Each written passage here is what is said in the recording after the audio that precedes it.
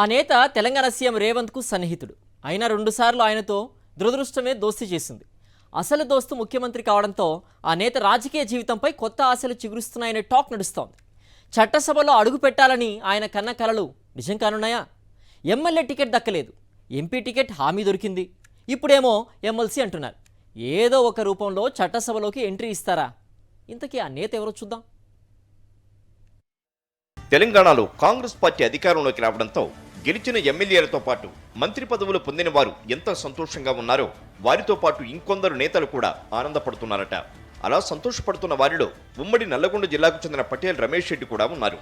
CM Revanth రెడ్డికి అత్యంత సన్నిహితుడిగా పేరున్న సూర్యాపేట నియోజకవర్గానికి చెందిన పటేల్ రమేష్ రెడ్డి ఎప్పటి నుంచో ఎమ్మెల్యేగా పోటీ చేసి చట్టసభలో అడుగు పెట్టాలని ప్రయత్నిస్తున్నారు. 2016లో రేవంత్తో పాటు టీడీపీకి రాజీనామా చేసి కాంగ్రెస్ పార్టీలో చేరారు రమేష్ రెడ్డి. 2018లో సూర్యాపేట నుంచి ఎమ్మెల్యే టికెట్ ఆశించారు. కానీ చివరకు సీనియర్ నేత రామిరెడ్డి దామోదర్ రెడ్డికి అధిష్టానం అవకాశం ఇచ్చింది. ఆ సమయంలో 2019లో నల్గొండ ఎంపీకి అవకాశం ఇస్తామని హామీ ఇచ్చారు. చివరకు ఉత్తమ్ కుమార్ రెడ్డి ఎంపీ బరిలో నిలవడంతో ఆయనకు మరోసారి భంగపాటు ఎదురైంది. 2 సార్లు టికెట్ ఆశించి రాకపోవడంతో తీవ్ర ఆవేదనలో ఉన్న రమేష్ రెడ్డికి తాజాగా జరిగిన అసెంబ్లీ ఎన్నికల్లో అవకాశం ఇస్తామని హామీ ఇచ్చారు. కానీ చివరి నిమిషంలో మరోసారి రమేష్ రెడ్డికి కాంగ్రెస్ పార్టీ హ్యాండ్ ఇచ్చింది. ఈసారి కూడా రామిరెడ్డి దామోదర్ రెడ్డికి కాంగ్రెస్ నాయకత్వం టికెట్ ఇచ్చింది. దీంతో తీవ్ర ఆగ్రహం వ్యక్తం చేసిన రమేష్ రెడ్డి ఎలా అయినా పోటీ చేయాలని నిశ్చయించుకుని ఆల్ ఇండియా ఫార్వర్డ్ బ్లాక్ నుంచి నామినేషన్ కూడా వేశారు. కానీ ఉపసంహరణకు చివరి రోజున కాంగ్రెస్ హైకమాండ్ దూతలు బుజ్జగింపులకు దిగారు. నల్లగొండ స్థానం నుంచి ఎంపీగా అవకాశం కల్పిస్తామని అధిష్టానంతో పాటు సిట్టింగ్ ఎంపీ ఉత్తమ్ రాతపూర్వక హామీ ఇవ్వడంతో ఆయన వెనక్కి తగ్గారు. దామోదర్ రెడ్డికి మద్దతుగా నిలిచారు. ఈ నేపథ్యంలో ఎన్నికలు పూర్తి కావడం, రాష్ట్రంలో కాంగ్రెస్ పార్టీ అధికారంలోకి రావడంతో రమేష్ రెడ్డికి కొత్త ఆశ పుట్టిందట.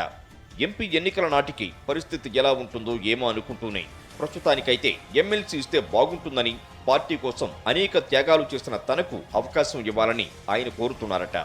ఎలాగూ సీఎం కమ్ పీసీసీ చీఫ్ తన చిరకాల స్నేహితుడే కావడంతో ఈసారి ఖచ్చితంగా ఎమ్మెల్సీ వస్తుందన్న ధీమాతో ఉన్నారట.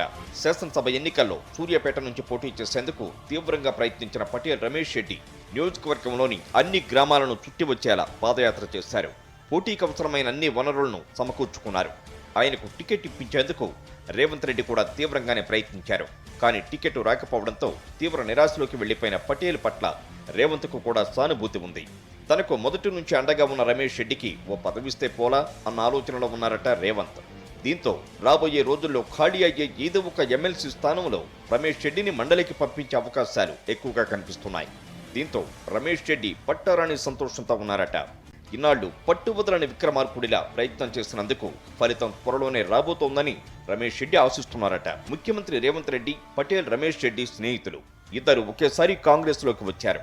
రేవంత్ను అదృష్టం వరించింది, పటేల్ను ఇప్పటి వరకు దురదృష్టం వెంటాడింది. ఇప్పటికైనా ఆయన అదృష్టం వరిస్తే మండలులు ఎంట్రీ దొరకవచ్చనే కామెంట్స్ వినిపిస్తున్నాయి.